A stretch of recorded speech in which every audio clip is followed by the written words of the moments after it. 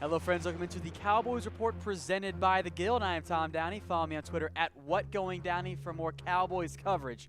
And, folks, yes, it is indeed official. Announced today at a press conference. Jason Witten has retired from the Dallas Cowboys. The Cowboys' all-time leader in games played, receptions, and receiving yards is calling it a career, as we reported on earlier Cowboys reports. He is going to go join the Monday Night Football broadcast booth.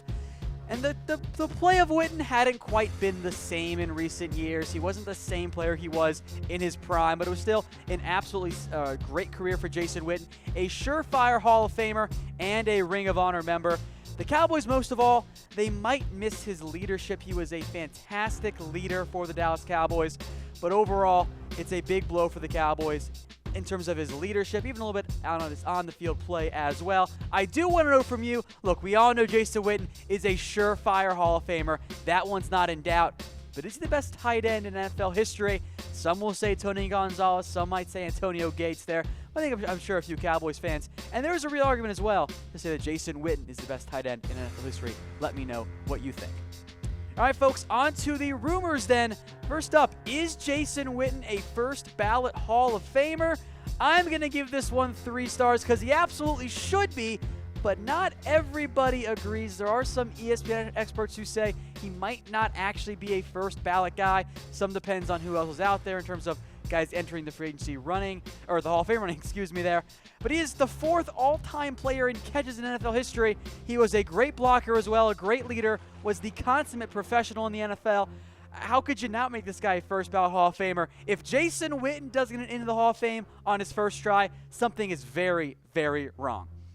Speaking of Witten, is Dez Bryant not actually mad at Jason Witten? Now, I bring this up because I've seen it in my mentions quite a bit. People calling Jason Witten a snake after Dez Bryant said Garrett guys contributed to his release, and Jason Witten most certainly is a Garrett guy.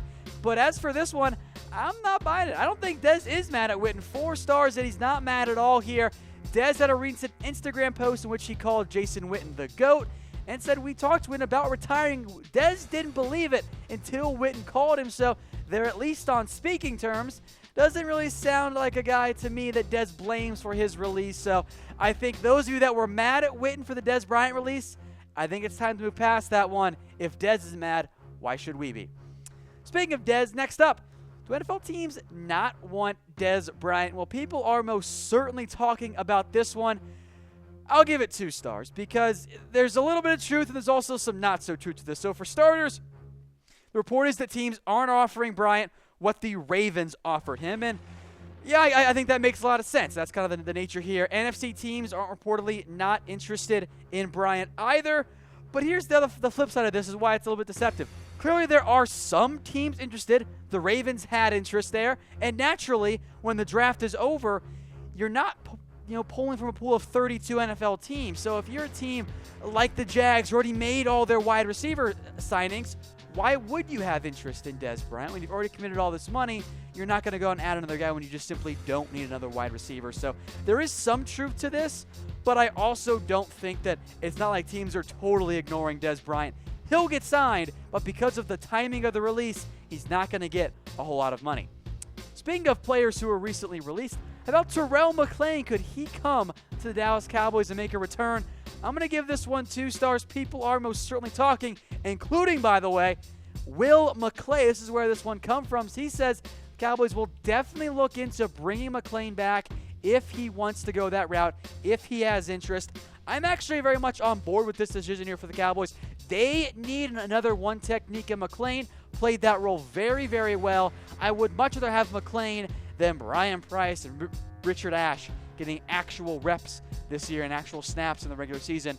I would love to bring back McClain. He shouldn't be that expensive. Sign me up for this move. All right, for those of you watching the show for the first time, you've seen the stars. Here's what they mean relative to the rumors. 0 stars, it's the number of fights Odell Beckham won against the net. It's fake news, don't believe it. 1 star, a small shred of truth. It's probably not accurate, but every lie has a kernel of truth in it. 2 stars means people are talking firmly in that rumor category. 3 stars means it's pretty likely, not quite set in stone, but it should go down. And 4 stars means Zeke's eaten. It's a fact. All right, 5th rumor here. Are the Cowboys rebuilding? This one's from me, And I think that's what's actually going on here with the Dallas Cowboys. I'm giving it 3 stars. Now, this doesn't mean the Cowboys are going to win 4 games next year. You can still win while you are rebuilding, but look at the moves the Cowboys have made. Dez Bryant's gone. Jason Witten is gone, although not really by choice from the Cowboys' end. The moves they have made, letting go of older players like Dez, like Skandrick, and like Witten, and bringing in all these young guys, that's a very typical move of a team that is rebuilding. I do think the Cowboys in reality are in the process of rebuilding. Now, they can still win 10 games or even more this year, but they got one non-special teams guy over the age of 30. Their average starter age is going to be about 26, 25, depending on which side of the ball you look at there. That's the sign of a team that is rebuilding. Now, if you want to call it a reset or a retooling, okay, we can get caught up in the minute differences there. But I think in reality, and then you can go back and look at the 2014 Packers game roster. There's like 3 guys started in that game that are still on the roster and starting. It's a very different Cowboys roster. It's very much been rebuilt. But I do want to know from you guys, how many games will the Cowboys win this year? I'm going to slot them in between 9 and 10, which unfortunately might not be enough to get them in the playoffs. But if the Cowboys miss the playoffs, Jason Garrett's going bye-bye.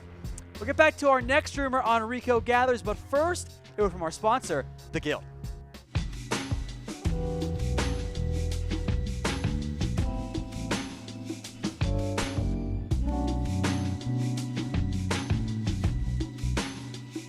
All right, folks, is Rico Gathers near the bottom of the tight end depth chart? I know you guys love Rico because of what he did in the preseason. I get that, but there's some truth to this one. It's 3 stars. You can ask David Hellman of Cowboys.com if you guys don't believe me because you haven't been listening to me the past couple of weeks anyway on this one. Look at the way the Cowboys are framing their tight end discussion, and that gives you a lot of insight because Stephen Jones, he's a big-time talker this offseason. The Cowboys have consistently mentioned Rico Gathers last when discussing tight ends.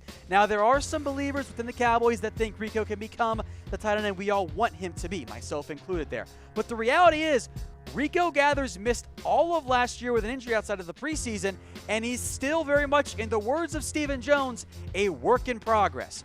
Rico Gathers is not a great blocker, needs to become a better football player, a great athlete with plenty of upside, but just because you have upside doesn't mean you always reach it.